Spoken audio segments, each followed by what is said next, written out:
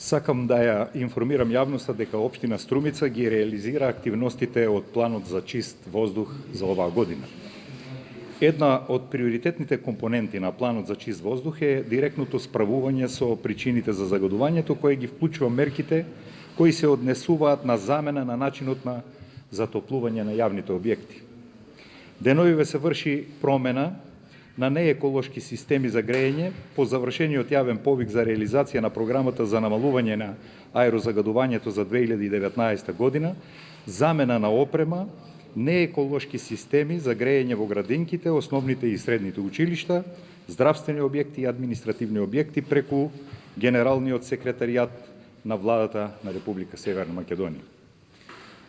Се заменува нафтата со газ, односно се врши приклучување на гасоводна мрежа на Струмица газ на клон 1 на градинката Детска радост, кај стариот театар, зградата на урбанизам и комунални работи, поранешната зграда на јавното предпријатие за комунални дејности Комуналец, во подрачното училиште Маршал Тито Банско од дрва на ТНГ.